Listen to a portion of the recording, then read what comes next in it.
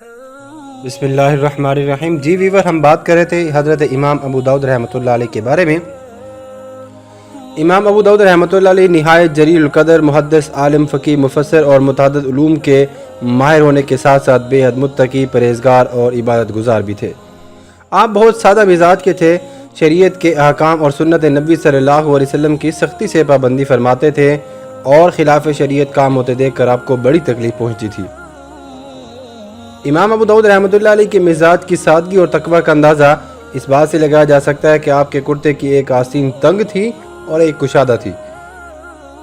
جب اس کی وجہ آپ سے دریافت کی گئی تو آپ نے فرمایا، ایک آستین اس لیے کشادہ ہے کہ اس میں اپنی کتاب کے کچھ اجزاء رکھ لوں، اور دوسری کو کشادہ کرنا میرے نزدیک فضول خرچی ہے، اس لیے اس کو تنگ ہی رکھا ہے۔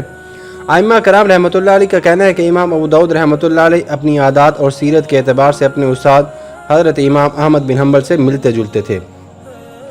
آپ کے علم سے فیضیاب ہونے اور آپ کی خدمت میں رہ کر اپنی سیرت و کردار کو سنوارنے کے خواہش مندوں کا ہجوم آپ کی اقامت گاہ پر ہمیشہ رہتا تھا۔ ان عام افراد کے علاوہ بڑے بڑے محدثین، فقہا اور علماء کرام بھی شامل تھے۔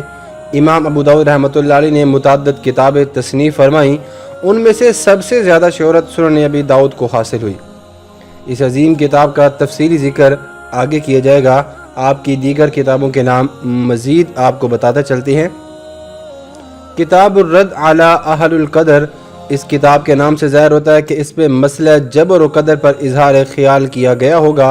امام صاحب رحمۃ اللہ علیہ کے شاگرد ابو عبداللہ بصری اس کتاب کے راوی ہیں۔ کتاب الناسخ والمنسوخ، اس کتاب کا نام اس بات کا تقاضا کرتا ہے کہ اس میں ناسخ اور منسوخ آیات پر بحث ہوگی۔ امام صاحب رحمۃ اللہ علیہ کے شاگرد ابو بکر احمد نجار اس کے راوی ہیں۔ کتاب المسائل، اس کتاب میں امام ابو داؤد رحمۃ اللہ علیہ نے وہ تمام سوالات اور ان کے جوابات درج فرمائے ہیں جو آپ نے اپنے استاد حضرت امام احمد بن حنبل سے کیے تھے۔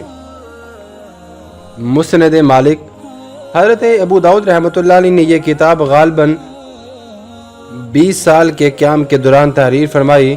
کتاب کے نام سے ظاہر ہوتا ہے کہ یہ امام مالک کی مسانید پر مشتمل ہوگی۔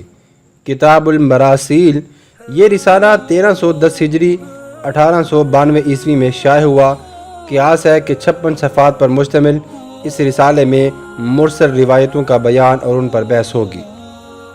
کتاب المصابیح اور کتاب المصاحف، ان کتابوں کے بارے میں مورخین کے بارے میں اختلاف ہے۔ کچھ یہ کہتے ہیں کہ یہ کتاب امام صاحب کے صاحبزادے حضرت ابو بکر رحمۃ اللہ علیہ کی تصانیف ہیں، لیکن کچھ یہ کہتے ہیں کہ امام ابو داؤد رحمۃ اللہ علیہ نے ہی ان کو لکھا ہے۔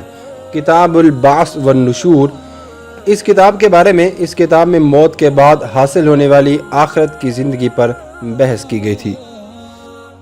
کتاب التفسیر، یہ کتاب امام ابو داؤد نے امام ابو جعفر طبری کی مشہور تفسیر کے زمانے میں لکھی تھی۔ کتاب نظم القرآن، کتاب فضائل القرآن، کتاب شریعت التفسیر، کتاب شریعت المقاری، ان تمام کتابوں میں سے صرف سنن ابو داؤد دستیاب ہے، بقیہ تمام کتابیں نایاب ہیں۔ البتہ مورخین نے ان کے تذکرے ضرور کیے ہیں۔ امام ابو داؤد رحمۃ اللہ علیہ کا سب سے بڑا کارنامہ سنن ابی داؤد کی تدوین ہے۔ اس کتاب کو امام صاحب نے بے پناہ محنت، دیدہ ریزی اور بھرپور تحقیق کے بعد مرتب فرمایا۔ اس کی اہمیت کا اندازہ یوں لگایا جا سکتا ہے کہ امام صاحب نے پہلے 5 لاکھ احادیث جمع فرمائیں، پھر ان میں سے ایک ایک حدیث کے بارے میں تحقیق کر کے 4800 احادیث کا انتخاب فرمایا۔ سنن ابی داؤد کی سب سے اہم خصوصیت یہ ہے کہ یہ کتاب صرف احکام اور مسائل سے متعلق روایات پر مشتمل ہے۔ امام ابو داؤد رحمۃ اللہ علیہ سے قبل احادیث کی جو کتابیں مرتب کی گئی تھیں وہ جامع یا مسند کہلاتی تھیں۔ ان میں سنن، احکام، تفسیر، اخبار، قصص، آداب، ہر قسم کی روایتیں شامل تھیں۔ لیکن سب سے پہلے امام ابو داؤد نے نہ صرف احکامات پر مشتمل احادیث کو مرتب فرمایا، بلکہ آپ خود فرماتی ہیں کہ میں نے سنن میں سے صرف احکام سے متعلق روایات جمع کی ہیں، زہد اور فضائل و اعمال کی احادیث اس میں نہیں ہیں۔ سنن ابی داؤد فقہ اور احکام کے استنباط کے لحاظ سے نہایت اہم کتاب ہے۔ امام صاحب نے یہ اہتمام فرمایا ہے کہ وہ ایک ہی سند اور ایک ہی متن میں مختلف اسناد اور مختلف احادیث کے متن کو جمع کر دیتے ہیں اور ہر حدیث کے الفاظ کو الگ الگ بیان فرماتے ہیں۔ امام صاحب رحمۃ اللہ علیہ نے حتی الامکان تکرار سے گریز کیا ہے۔ ایک ہی مضمون کی احادیث صرف اس وقت شامل کی ہیں جب روایت میں کوئی خاص اور نئی بات نظر آتی ہے۔ آپ نے طویل حدیثوں کو مختصر کر کے بھی شامل کیا ہے۔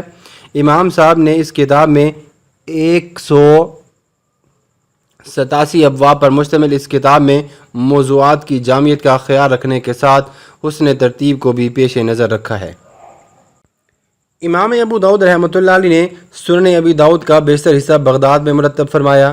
یہ عظیم کتاب 241 ہجری سے پہلے مکمل ہو چکی تھی، کیونکہ حضرت امام احمد بن حنبل کا انتقال 241 ہجری میں ہوا تھا، اور جب امام ابو داؤد رحمۃ اللہ علیہ نے اپنی سنن کی تالیف مکمل کر لی تو انہوں نے یہ کتاب اپنے استاد حضرت امام احمد بن حنبل کی خدمت میں ملاحظے کے لیے پیش کی تھی۔ امام احمد بن حنبل نے اس کتاب کو بہت پسند فرمایا تھا۔ امام ابو داؤد رحمۃ اللہ علیہ کی منتخب کردہ روایات کے مستند ہونے کا اندازہ اس بات سے بھی لگایا جا سکتا ہے کہ آپ کے استاد محترم حضرت امام احمد بن حنبل نے بھی آپ کے حوالے سے ایک حدیث روایت فرمائی ہے۔